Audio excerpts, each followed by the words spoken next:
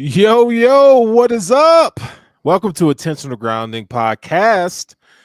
I'm your boy Sterls. Got my dog over here, Rob Trujillo. Hey man, how you doing What's over good, there, brother? big dog? You know, I'm living. Are you now, huh? Are you living? What is that? What is that big shit-eating grin you got on Hey your man, face? I'm just grinning because you grinning. You know, it just feels like it's a grinning time over here now. Sure. Yeah. You in the holiday spirit or what? What are you doing? What are you doing? Either have the nuts to do it or don't do it. You know what I mean? Listen. Don't know. Okay, we can go there. We can go there. Either have the nuts to do it or don't do it. So, Because we got 23 people watching right now wondering what the hell you're doing. all right. So, pardon me for being, just kind of poking the bear there, but my dog over here grinning because he's talking to a lady, and you want to share what's going on, dog, or what? There's nothing going on. I hope one day I show her this podcast and she goes, "Oh, that's so cute that we started like that." Well, I hope she doesn't sound like that. There's nothing going on. I wish there was something to report. I'd tell you. I don't know why you think I would keep it from you. If there was actual information to be told? Would you say it on the show? No. Yeah, I mean, eventually. So, I've done radio. I was a morning guy. Like, the worst email I got from an ex in my entire life got read to me on air for the first time. What? Oh, yeah. It was a whole bit. Tell me. I never heard this story. I mean, that's the story. What'd she say? Adele came out with that song about, hello from the other side, whatever. And it gave my ex feelings, and it had been 4 or 5 years. And the way she left was fucking not cool.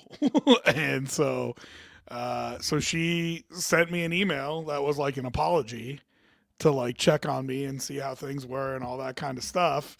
Inspired literally by she said it was inspired by the song. She's like, it made me feel like I needed to reach out.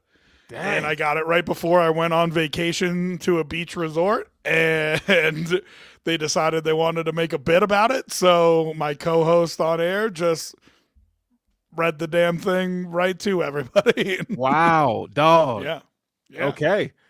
And we got more reactions to me getting flayed alive on live radio than anything else that we had ever done. So, you know the old saying, is it good? Any publicity, bad publicity is good publicity. Oh, it didn't make me look bad. It was like people felt for me. That's what I'm saying. Like, did you get some play on that? Oh no. Oh, I'm not you, dog. I don't turn everything into anyway. Hey, now shoot, I ain't do nothing. I'm just saying, no. But like, it was pretty heartbreaking. So, man, I'm sorry to hear that. So thanks for bringing it back up. That's awesome. Gonna have to pull it up and read it again tonight. Hey, and cry. You might have to. So Rob's still single, y'all. Just you love making that point. I do, because you need to not be whenever you're ready. Is that why? Okay. Yeah. Feels like it might be the other thing, but all right. No, I don't think so. I think you'd be a great partner. So you want to go out with me? I might have to, dog, at this rate. Man. I don't know why you don't think I would keep you up to date if there was something that you needed to know. Oh, well, see, that's where you go wrong, because you said something that you needed to know, like as in I would need to know based off of your judgment. So right. I need to know it all. But it's not your life, it's my life. So I get to decide how much Rob, need to know. It's our life. It's our life, okay? We sharing this thing called big life. Negative there, Ghost Rider. And we have been for years. No. And so you need to tell your boy, like, what's going on, If there was something going on, I'd tell you. That's the point. So Ain't nothing anyway, going on. backstage before we got on, my boy over here was just grinning from ear to ear, and I'm like, yo, like, is he in the Christmas spirit tonight, or like what's going on, you know? And that grin looks peculiar. I'm like, yo, dog, you know, you good over there? You talking to a girl, ain't you? Yep, yep. He said she texted me. I'm like, all right, dog. And that's kind of how we started on this. So anyway. Well, you can't text them first. Everybody knows that. I just had the conversation about the 3-day rule. Hey man, Coach Mike, man. Oh, Coach, come on, man, be nice to me, dog. Coach and I have a podcast coming out in 15 minutes too. We did not get into my love life. Well, we did here. We definitely did here. Bills and dating right here. Yeah, well, So, all right, man. So since you're in the market again, you out there doing your thing. Let's talk some Bills. Let's talk some NFL. Maybe we talk about the thing this podcast is actually about. Yeah, All right. I mean, it's like, bro, you can't just come in here and just go, guns blazing, and you gotta like, Who's set the guns table. blazing, me or you? Me. So you got to set the table a little bit. We set the table well with your life on display. Sure, so set the table. I'll keep checking her text messages. You set the table. There you go. I'll keep doing that, man. So we just got done with the podcast, okay? And to not talk about the same stuff, but there's some things that I want to spend some time talking about Josh Allen and the MVP race, and I want to talk to you about the defense. Okay. Now, we'll start. Let's start with the defense first. Let's kind of start with the defense first. It's just you and I having this conversation, bro. Okay. How are we like? There is a concern. There is a level of concern with this Bills defense. And I'm looking at it from the whole, okay? The coaching, the decision-making, the injuries, the personnel, the lack of consistency from the defensive line, what is Matt Milano at this point in his career? I'm looking at all that.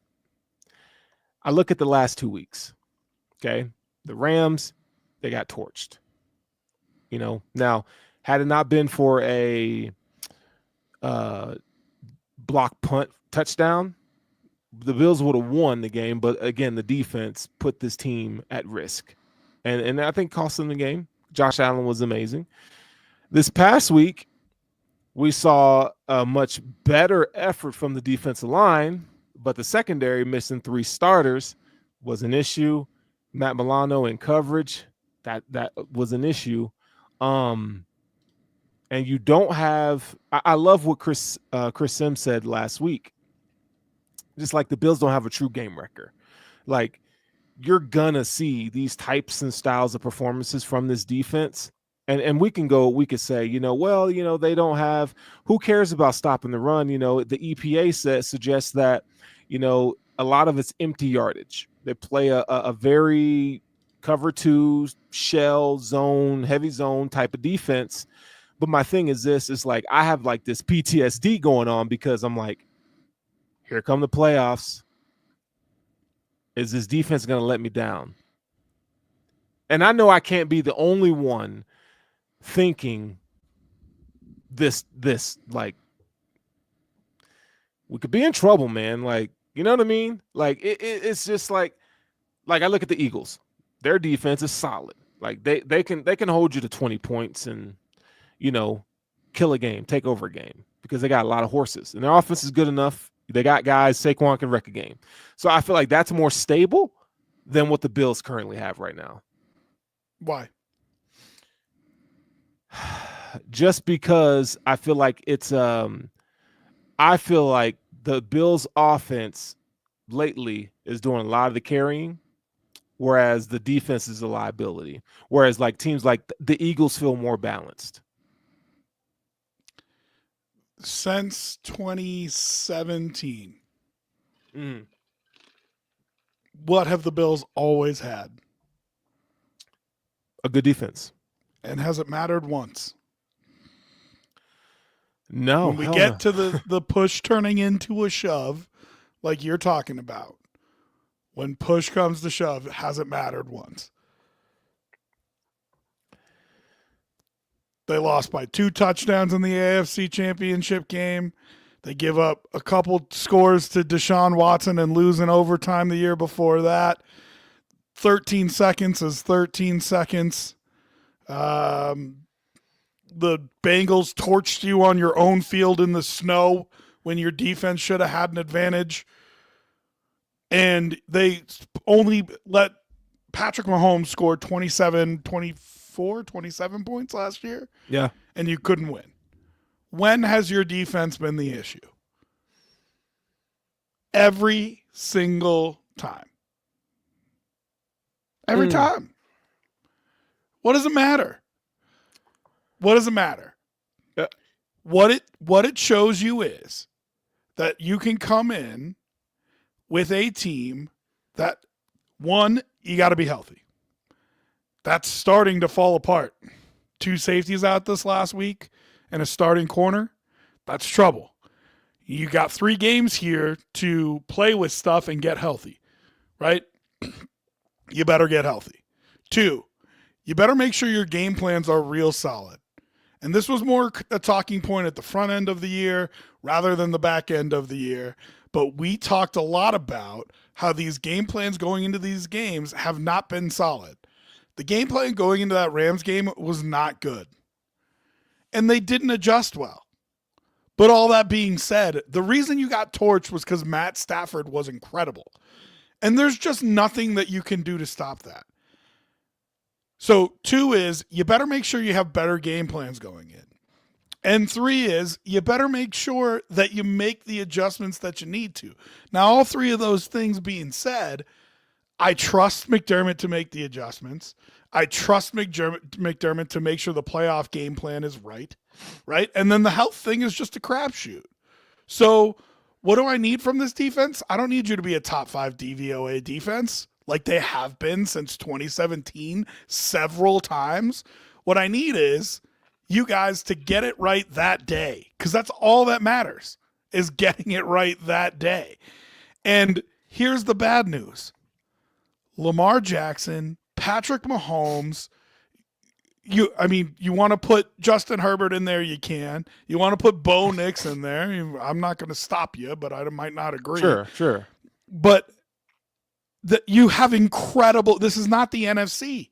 You have incredible quarterbacks in the AFC. And if one of them goes nuclear, the way that Matt Stafford did 2 weeks ago, you got to outscore him. It's the only thing that you can do. So what's the best defense? Sterls, what's the best defense? Say it. I can't, dog. Yeah, say it. What's the best defense? I will not say it. The best defense is a good offense. You scared Dan Campbell into giving you 7 points last week. I think they actually maybe kicked a field goal on that drive. No, that was a no. They scored a touchdown. Yeah, on the onside kick. Yeah. Dan Campbell was so afraid of Josh Allen that you scared him into handing you 7 points to trade you a possession for clock. That's what you need to do. And we've seen it all year long. When the Bills get up, this team is better. The team is designed to play from ahead. The defense is designed to play from ahead. The offense is designed to play from ahead. Yeah. And when they get down, it looks like what it looked like in Baltimore. That game script screwed them over, and they couldn't overcome it. Rams.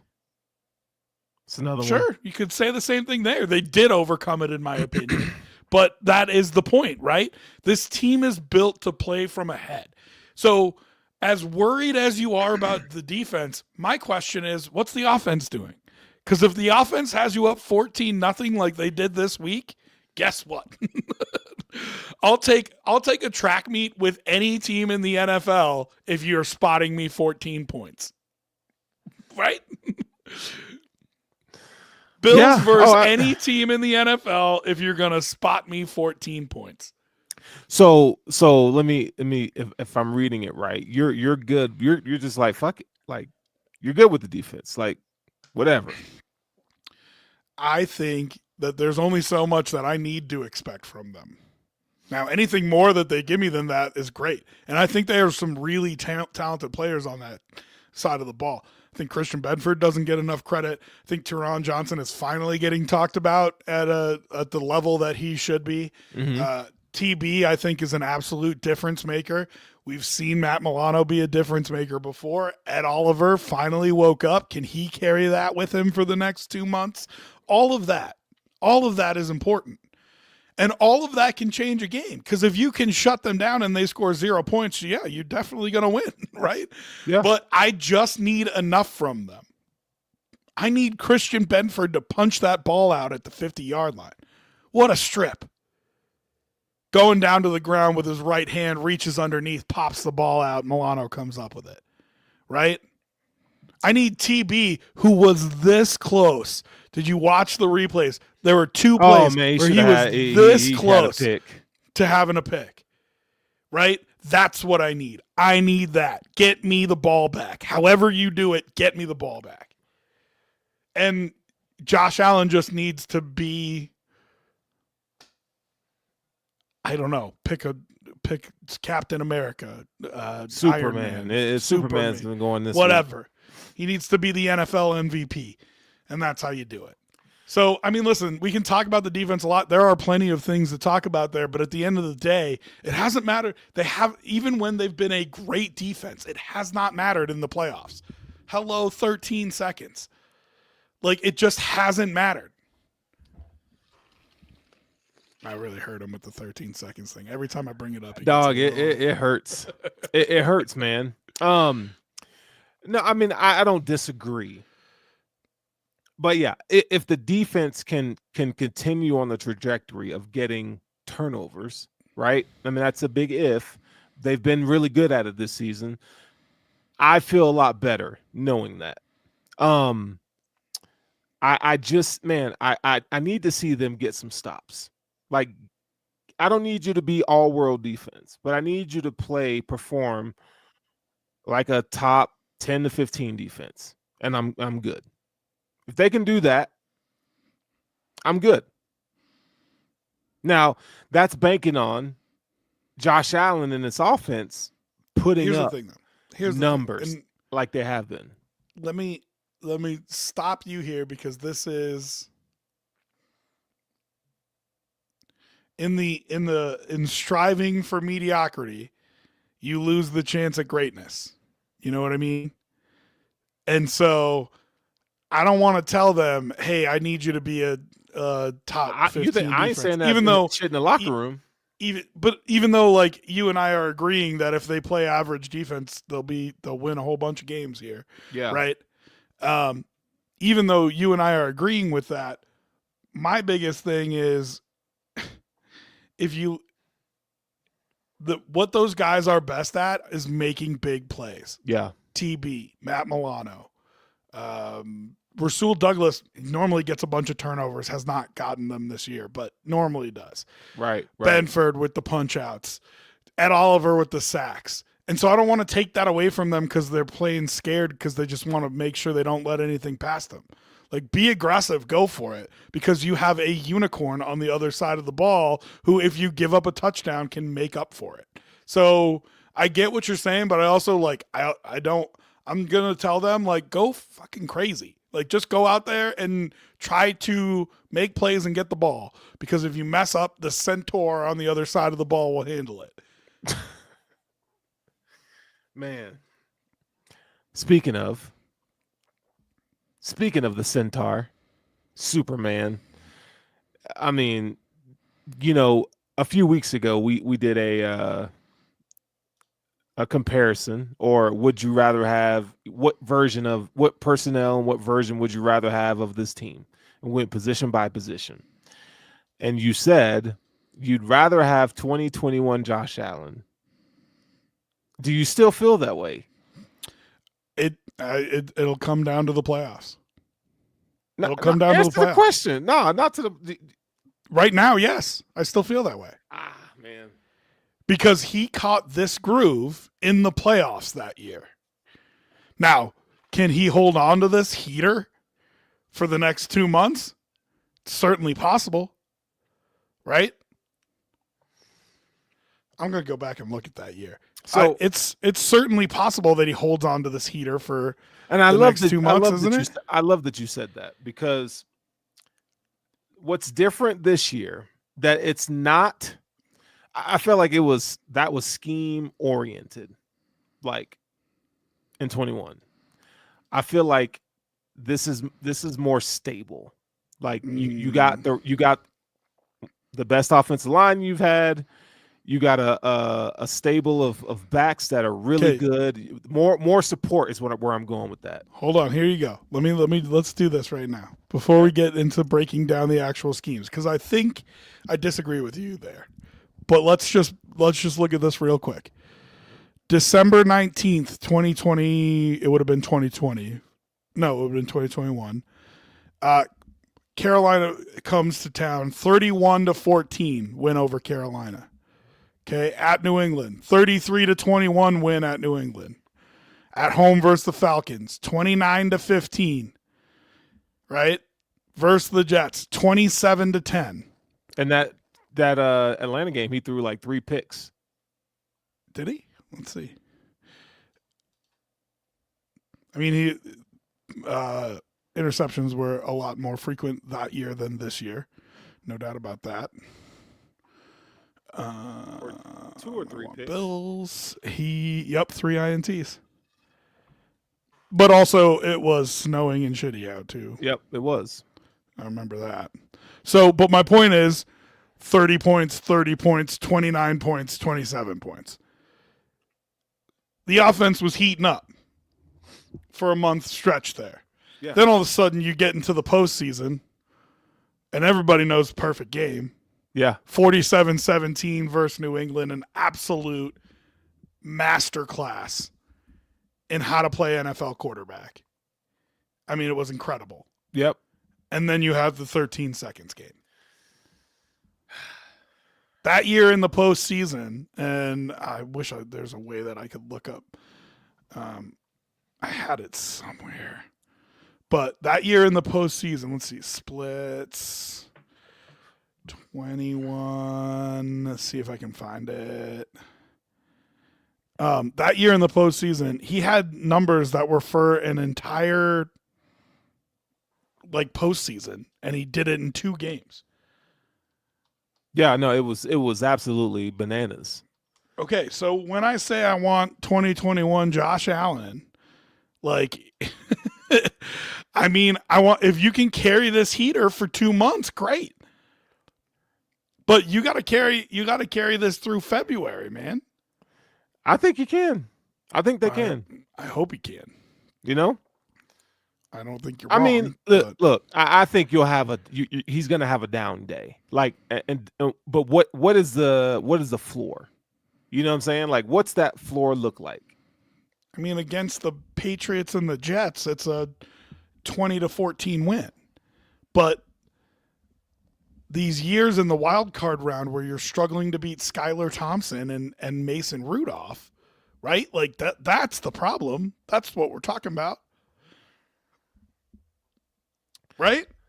Yeah. He against opponents like that, man, you got to put your foot in the throat and just go for it. Like, and he did it. They did it just one time. One time. So the concern is with the offense then. It's with the whole team and the coaching. Nah, we can't make sense here. It's got to be one side or the other. You know what I'm saying? It's with everybody. Listen, if Josh plays like he's playing now in the playoffs, there's not a football team on planet Earth that I'm afraid of. Period. Josh plays like he played the last 2 weeks. There's not a football team on Earth I'm afraid of. Now, that doesn't mean you won't lose. Hello, Rams. Right? Doesn't mean you won't lose the game. But if Josh Allen plays like that, forget it. Yeah, so and this is where I feel more comfortable, and where I was going, back in 21, 22, it was more scheme specific. This time, to me, it's personnel meets scheme meets execution. Um, I just feel like the way they the way they attack defenses then and now are completely different. It's what's your weakness? We're going for it. Back then, it was like, this is what we do. Stop us. You know what I mean? It's the mindset and the focus is a lot different now. And you got guys, unsung heroes each and every week stepping up, making big plays. Ty Johnson. I mean, we talked about him a little bit ago, what he was able to do. Keon Coleman coming off an injury, catching a 64-yard pass. You're seeing more out of Dawson Knox, which is very nice to see him finally contributing, right? And Dalton Kincaid coming back. So, I mean, just those alone. And I didn't mention James Cook, who had 100 yards rushing. I didn't mention Amari Cooper, who, when he's on the field, he's drawing attention, and he's going to pop off. And I think the theme throughout the year, we said, man, there's a lot of meat left on the bone for this offense, and we're starting to see that meat. We're starting to see that meat now, and that's why I think it's more sustainable than just getting hot. I do think the execution is better, but I think you have a quarterback that understands NFL defenses better. That's 3 years of experience. That's why I would take this year's Josh Allen versus. Yeah, no, I think you're absolutely right there. But so here's the other thing about that. So first of all, I guess I should start with the scheme. Let's start with the scheme. So I think the scheme overall was better in 21. Really? Why you say that? Because it was more diverse. There was more options. Doesn't mean there was more answers. Sure. Right? No, I know exactly what you mean. But there was more options. In 24, the scheme, there's more answers. And it's more of a keep it simple, stupid, right? Not in the sense that the plan is basic, but in the sense that you're going to take the same things and do them over and over and try to do them different ways and pretty them up, class them up so they look different. And what you do is you find a play that works and then run it 6 times, but in 6 different formations with 4 different motions to 2 different guys, and you just beat them over the head with this play. And that's what Joe Brady does really well. Right. And so that's the thing to me is what you're counting on is Joe Brady continuing to find these wrinkles to tweak his plays just a little bit, change it just a little bit to keep people on their toes. And it's going to be interesting to see if he can do that. You know what I mean? I think he can, though. I mean, here's a case in example. The wheel route by Ty Johnson. Listen, every time time he's set up, and we didn't get to talk about it in the first podcast, every time he's set up those running backs to take on a linebacker in space in one-on-one man coverage. I mean, he did it over and over again. It was beautiful. It was beautiful. Yeah. Yeah. And that's the kind of stuff, man, that like Dayball, to me, did a really good job of getting the horses involved, like the wide receivers. The meat of the offense then was the wide receivers that you had, and they were fucking good, right? He did a really good job of doing that. It was more of a niche to me. Joe Brady I feel like he does that by position group and it changes week to week. You know what I mean? And like 1 week you're gonna have to focus on Amari Cooper and Khalil Shakir and what's his name? Coleman, right? This past week it was the running backs and tight ends. And I like that diversity there. Because what did the Lions have? They didn't have linebackers. Exactly. They did have a decent defensive backfield and corners. And so what do? You attack the linebackers. And whether it's and listen, there were some mistakes that they made too. That 4th down play to Ty Johnson. I don't know if that's the wheel route that you're talking about. Well, that was a pick play. That was But on that's what I was the going to say. There was a nice the rub. first play of the nice little rub route there. We call that a rub on offense. The first play, the first pass that Ty Johnson caught on the left side for 20 yards. Yeah, that was great. Yeah. You know, and then there's other plays where, but specifically that 4th and 2 play. The reason that it came to mind is because that was a play with your running back split out to force the linebacker to follow him out there if he was going to play man coverage. And then you say, this play is designed to throw it to my running back who's split out. That's a Christian McCaffrey type thing, that right? is such a ballsy play call, first of all. Yes, that's what I'm saying. And when you watch the all 22, those receivers, there was nothing baked in for them to do. Their whole goal on that play, isolate Ty Johnson on this linebacker, and we're throwing it to him. There was nothing else baked in that play, and I'm like, damn, like that's ballsy as hell to do that. Now listen, on the lower side, maybe they had some kind of zone concept down on the bottom half with the 2 receivers down there. I don't know, but the thing that what they were building at the top was this is a man beater. What we're going to do is run this rub route, and all 3 of these guys are here designed to get one man open. And Josh saw it, threw it right away, and there was no question about it. You know what I mean? So, if Joe Brady continues to find ways to attack other teams' weaknesses, I mean they have the weapons to do that. To that point, and this is something that I had been wanting to say. Okay. I think you needed this Dalton Kincaid and Ty Johnson game. Yep. I really do. Because when other teams are scouting you now, right? Through the beginning of the year, Dalton Kincaid caught a lot of heat because he wasn't catching a lot of passes. What you didn't see was him pulling coverage too. And that matters, right? Like having that kind of gravity on the field matters. So for him to have a game like this, and yes, it was, I think, 4 or 5 catches for 50 yards, but for him to have a game like that where he establishes, well, if you leave me one-on-one with a linebacker, I'm going to torch you. Right. Right? It's important, and the same thing goes for Ty Johnson. So now when a team is scouting you, okay, you want to take away Cooper Coleman? We're going DK and running backs all night long. You know what I mean? I think it was important for them to have that and put that on film. Yeah, we've been waiting for Kincaid all season, really.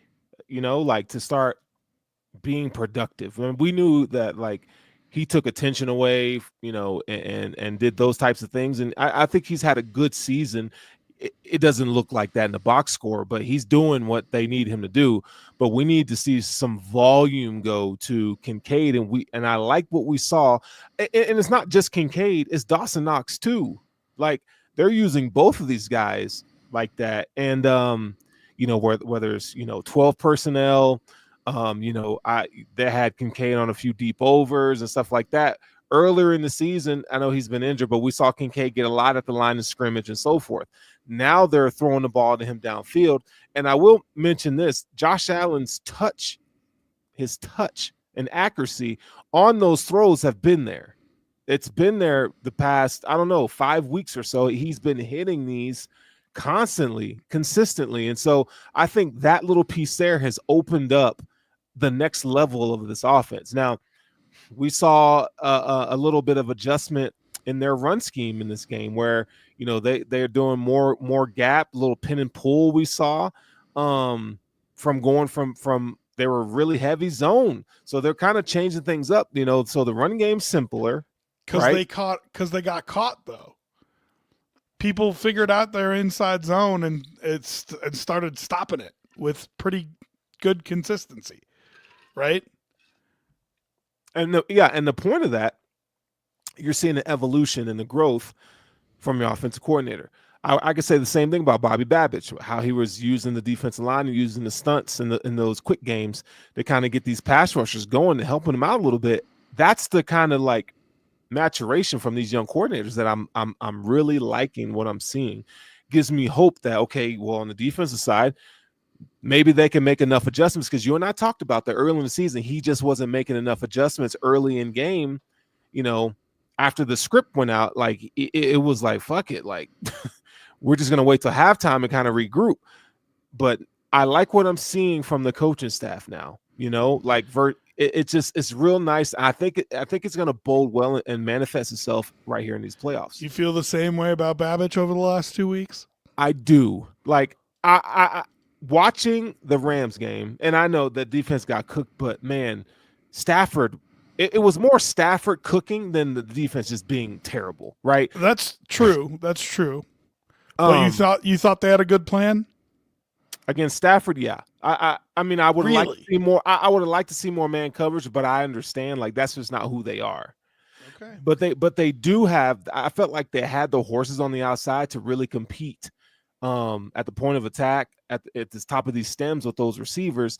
I would have liked to see that a little more. The problem is, like we talked about, the game script kind of got out of control, right? And they were kind of just Stafford, man. Let's just him in play action. He's one of the best in the league. He's a top 3.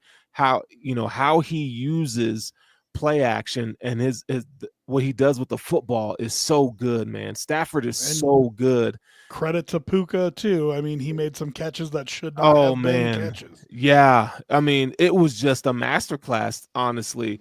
What Stafford and these receivers were doing. I mean, you can't defend a perfectly thrown football. You just can't. And I felt like time after time, especially on third down, he was lacing these boys. So I'm like, okay, I got to give them a little bit of grace. There's some things they could have shored up, yeah. But like Matt Stafford was just having that kind of day. Like it was just that day. So I'm like, okay, cool. This past week, okay, you got 3 or 4 starters out. You had Matt Milano go out. Dorian Williams went out. You had to put Balen Spector in there. And I mean, they, EPA will tell you that they had a great game, just not from a yardage perspective. So I think they did what they needed to do. I think it can be better, though. I do think that they play a little bit of leaky zone coverages a little bit too much. I think you need to actually trust your athletes in space. I like to see that more, but I just don't know. I just don't think that's who they are. Should it be who they are? If Kaiir Elam has to play a significant amount of snaps, it should be who they are. Because it's like this: if we're going man coverage, I trust Kaiir Elam and I trust Christian Benford to man up. I do trust that. But then your liability in that pass game was okay. What about your safeties then? Do you trust Cole Bishop? Because Cole Bishop got beat over the top again. But it just didn't count. Is you can't call 0, you have to call 1. Right. Because if you call cover 0, then you're getting cooked. Yeah. Whereas if you call cover 1 and Bishop's playing a deep middle field safety and you're trusting your linebackers and your corners to man up, I feel okay about that. Right? Like if we're saying Milano, Bernard, Benford, Elam, and Taron Johnson are manning across the board, and Hamlin and Rapp are playing 2 deep safeties, I feel fine with that. Mm-hmm. But if you're telling me we're going cover 0 and we're sending Milano or Benford, and instead it's Hamlin or Rapp one-on-one with a back, I don't feel good about it. You know who helps out that equation? Micah Hyde. I feel like if you hold on. If you put him at the 1 in a deep middle of the field defender, I feel like he can do that. I feel like he can do that. I think any of them. I think I even trust Rapp Cole Bishop can do that. Cole Bishop, I just think you run the risk of him getting beat. Just not from an athletic point of view, just because of him knowing what he's supposed to do. I just think you have to explore that possibility. It's tough, right? I think you take away what TB does best if you do that. TB falling off guys, making interceptions is what he does best in pass coverage. So you're playing Baltimore. Tell me that's not what you do. What, run man or run zone? I'm running man. I'm putting an extra guy in the box. I'm gonna make Lamar Jackson beat me with his arm. Now I'm not saying Lamar's been great throwing the ball this year. You're way more concerned about the run game than I am. Okay, that's fair. So I'm thinking, do I really want to run man-to-man versus Mark Andrews and Isaiah Likely? Mark Andrews hasn't really shown me much this year. Isaiah Likely hit or miss. Probably But I get not what a you're saying. chance I The want to take size them. matchups, I get where you're going with that. I would probably rather run zone against them and take my chances with my front 6 or 7, depending on what I'm running. Whew. And that's where I'm like, that defensive line, bro. And that's, I mean, listen, it's why Ed Oliver has been talked about so much since that game on Sunday. Sure, it's been mostly Josh Allen discourse, but if you look around to other people talking about what happened in that game, the next most talked about thing is Ed Oliver. And if Ed Oliver plays like that for the next 2 months, forget it. It's over. It's over. But he's not. Right? But he's not. But he won't. But if you can get him to play at a level just below that, yeah, I think you can get that consistently from him. I think he possesses that, right? And so if you can get that from him, if you can get the same performance from Daquan Jones, if you can get the same performance from Groot that you've gotten the majority of the year, and then throw in a sack or two from Von Miller, who maybe had the best game against the Rams a couple of weeks ago of all the defensive linemen. So if you can do that, then you have a defensive line that can win you a Super Bowl.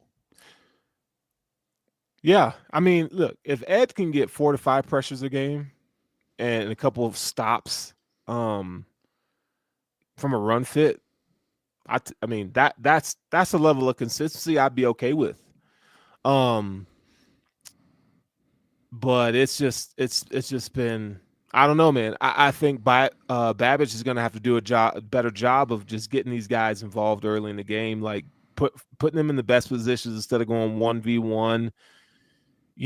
Well, and credit to Joe Marino for this point. I don't want to take credit for it because it's been his thing that he's been saying for a few weeks, but he has been begging Bobby Babbage to help the defensive linemen by moving them, stunts, twists, whatever, blitzes, and they just haven't been doing a whole lot of it. And also, they've been winning a whole bunch of games. They haven't needed to, right? And finally this week, they started doing some of that. And if that's something that they have that they put back in the bag and save for the playoffs, I'm fine with that. You know what I mean? That's how you help Ed Oliver out. You start moving him around. Yeah, whatever Change it takes. up the assignments. Whatever it takes. So I don't know, man. I feel better about the defense. Like I'm okay. Like talking, it's one of those things you got to talk out, right? I'll tell you what though. I want to, you and I talked about this a few weeks ago. Is like, what's their plan to use Keon Coleman moving forward? We saw a surge from Matt Collins. I mean, we see him make plays every week. Snap count wise, I thought he had a healthy snap count. But I want to see more of a concerted effort to get him involved in the offense. I'd like to see that. I don't think that's this year, dog. I know they're probably not going to do it, but I think that's a next year thing. Well, but we saw it before the injury. We saw them like working him in. I want to know if they're going to go back to that down the stretch. That'd be nice to see that. I think they did that to try to build his confidence a little bit. I don't think they did it because they feel like it's an important part of this offense. Does that make sense? So you feel like there's been an evolution from a personnel revelation that we're just spreading the ball around and whoever gets it, gets it. I think there was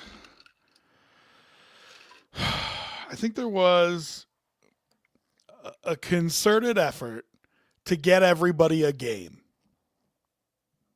A Keon Coleman game, an Amari Cooper game. There was a concerted effort to get a Curtis Samuel game, and it just didn't really materialize. A Dalton Kincaid game, a Ty Johnson game, a James Cook game. And I think you've had them all now. Yeah. And I think it's why if a guy like Amari Cooper goes without a target, you're not going to get complaining in that room. Mm. Because now I think you stand in front of that room and stand in front of the meeting and be like, you're all established.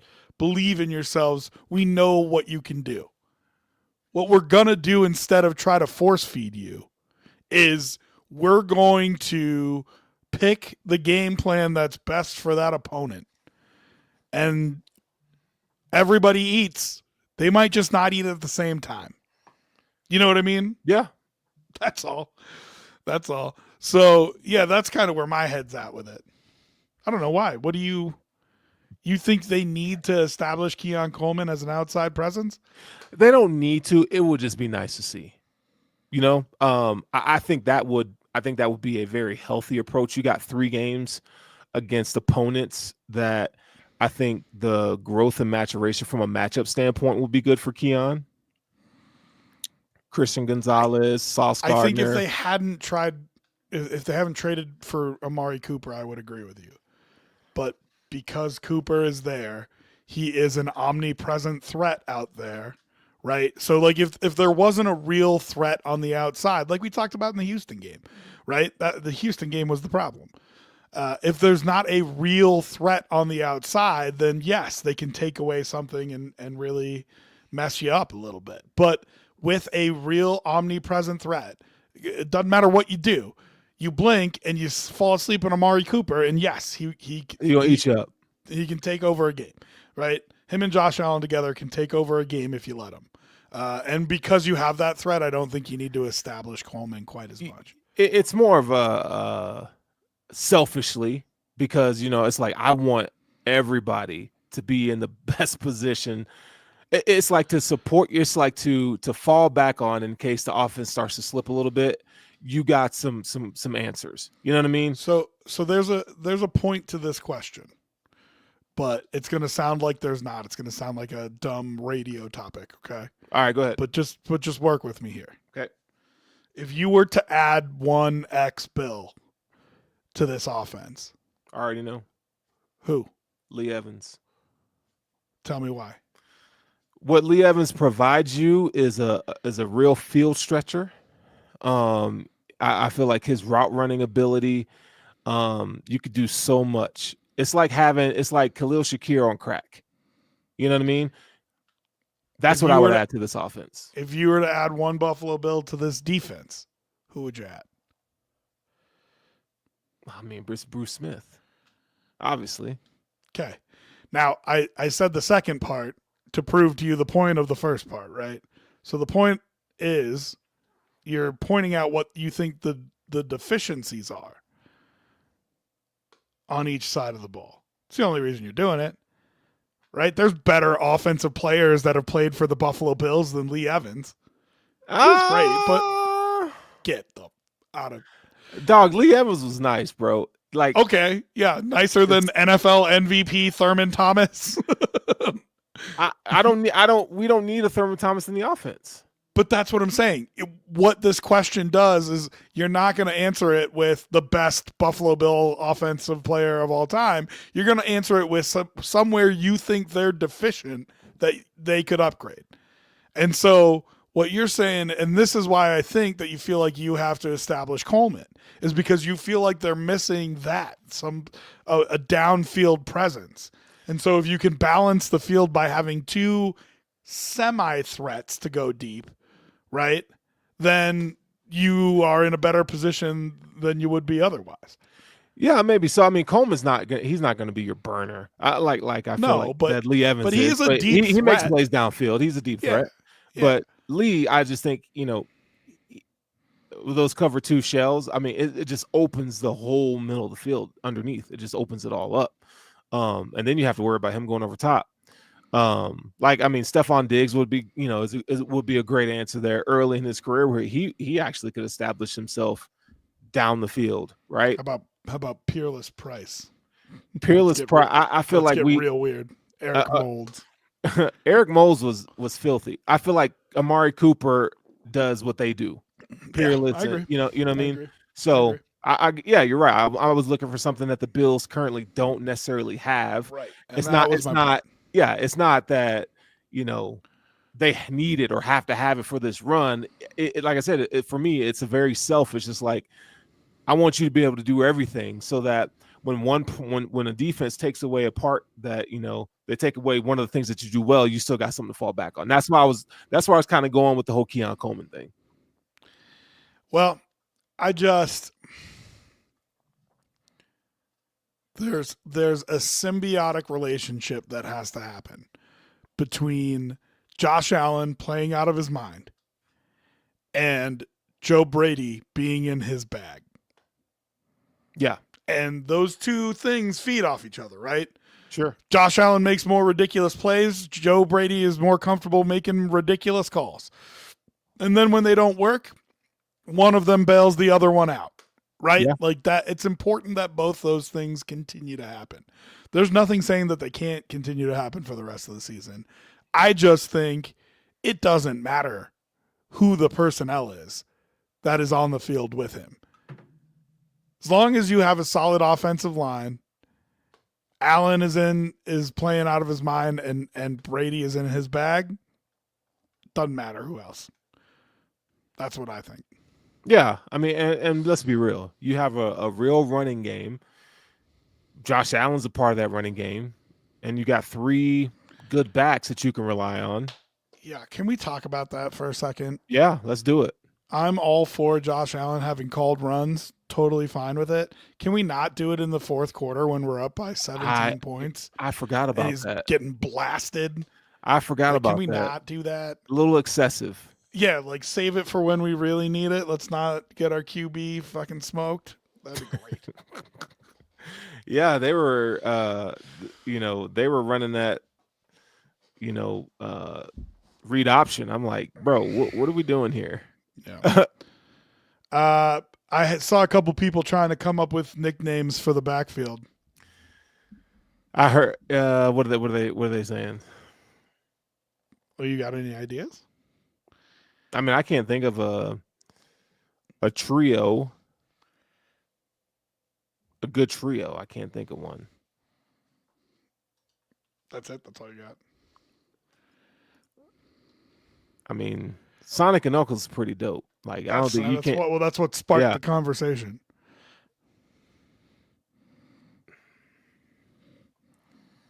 Nothing? Dog. Speaking of dogs, Cerberus was one of them that came up. Do you know who that is? Who? Cerberus is the 3-headed pit bull looking dog that guards hell. Who the white people? Y'all got chill, bro. Y'all got chill, dog. Because don't nobody know who the hell Cerberus is. I think a lot of people do. White folks, y'all love that obscure. Like, no, dog. Who? I'm just telling you, this was suggested on Twitter. It was not me. I didn't come up with it. God, that's really reaching in your bag for that one.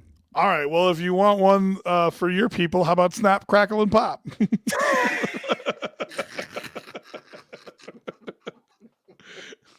Dog. What? That's you don't like Rice Krispies now either? No, that's offensive. No, I'm kidding. If it was offensive, I would have said KFC. Hey, that's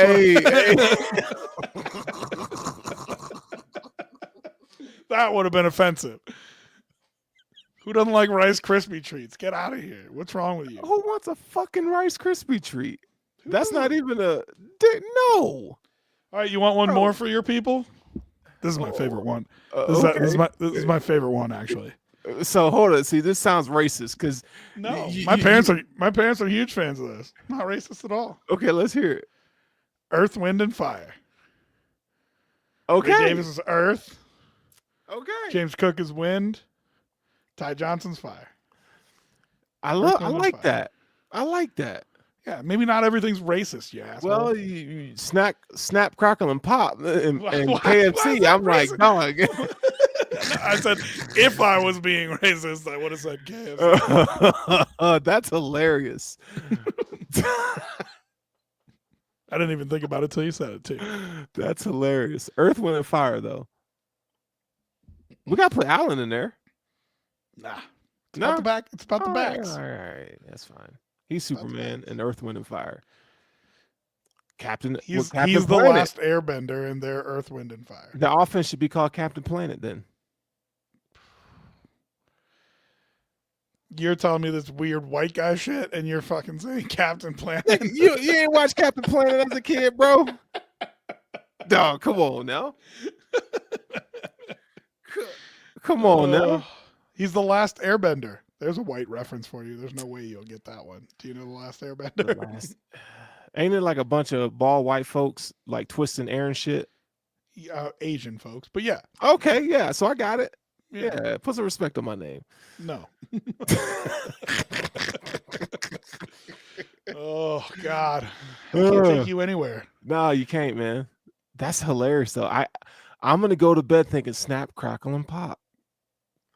I can't believe you don't like Rice Krispie treats, bro. You know what? Rice Krispie treats warm? Yes. Okay, But then here's the thing, though. You want to have this conversation? Sure. I gotta take a shit. If I eat them Rice Krispie treats, bro, it's gonna kill my stomach. Oh, but KFC's fine. We were born to eat KFC, bro. What was that? What was that? Wait, no, what was that? You're not allowed to say that. Yeah, I can, and I do. I call you that. I've been calling you that for 10 years. Quit playing. Not once. Yeah. Okay. So snap, crackle, and pop. But Earth, Wind, and Fire. That's dope. See, you need to tweet that. It wasn't me. It was already okay. All right. Well, whoever said that, it's already out there. It's not me. Is it picking up any traction? Somebody made like a little graphic for it, and I think that's gonna make it go. See, but we got these young bucks around who don't know who that is. That's the problem. I got a vinyl right in the little box down here. We can throw on some vinyl. Let it snap, crackle, and pop as you listen to Earth, Wind, and Fire. You know what I mean? Save that for the little thing you got, bruh. What are you talking about? Yeah, you know what I'm talking about. All that grinning you doing tonight. You looking like Stella got her groove back. How excited you are about life tonight. I am not excited about life. I can promise you that. Shit, I can't tell. You looking mighty fine over there, Rob. Just saying. Life is popping. It's snap, crackle, and popping, ain't it? Where's Coach Mike, man? He made a comment and then he peaced out. Yeah, well, we had a podcast coming out that was Broncos film breakdown. So I've been on 2 podcasts at the same time this whole time. There you go. There you go. So he was probably tweeting that out. So yeah, he dipped. All right. Well, I'll tell you what, man. This has been fun. It's a little therapy. It's a little comedy. It's a little grasp on what possibilities lie ahead. Fun for you, maybe. I don't like getting called racist for no reason. Well, you've been being called that for a long time. It ain't just tonight. Not once. Motherfucker, you lie. You lie. What? I call you racist that. All of a sudden? I call you that just for fun. Listen, you need to tell these viewers that I'm not racist. No, he's not. No, really. He's the most caring, loving guy ever. I really call him that because I'm his guy. Like, this is what we do. Like, that's our relationship. You're not helping me out a whole lot. Well, making me sound pretty bad. Listen, I'm not the guy who read your freaking "Hello from the Other Side" letter for the world to hear. But just because someone's done me worse than you've done me doesn't mean you're not doing me bad. Golly. Oh man. Well, it's been a pleasure. It's been great, man. I feel invigorated tonight just giving you shit. But we got a game on Sunday against the New England Patriots at the 4:25 hour for those Easterners. For us Mountain folk, it's 2:25. So we will be watching that. I'm excited, man. I can't wait to see what unveils in these next 3 games. The Bills are going to go 3-0, but I want to know how they do it. I think you all want to know that. How the defense looks. I mean, you don't have a potent offense that you're going to face until the playoffs. If I lose one of these games, I'm blaming you. Okay, you need to knock on wood right now because you're jinxing our boys, dog. So you tripping, bro. You're the one that just jinxed them. You tripping. Did you not just say they're going to go 3-0? Yeah, they're going to go 3-0. That's the fact. That's the truth. It's the God honest truth. Here we are. You see, now Rob is back. All right. Well, hey, it's been a pleasure. This is Intentional Grounding. And I can't wait to talk to you guys next freaking week. Maybe. Oh, I need to get Bruce Nolan on here. That's what I need to. I'll message him this week and see if he can come on the show. We'll get him on. We'll talk some That's bills. an important person with actual things to talk about. Ain't no way he wants to sit here and talk about Snap Crackle Pop. All right. Well, you never know. Hey, he's a foodie. He is a foodie. So let me reach out to him. We'll get him on the show. We'll get somebody on the show just to get some more perspective, so you guys don't have to hear us babbling for an hour and a half. But hey, man, have a great start to the holidays. Your damn kids are going to be at home, so good luck with that. Work from home. Love on your kids. Love your wife. Rob, you find a love. And with that being said, yeah, my love for all of y'all listening. I love y'all. Happy holidays. Go Bills. Go.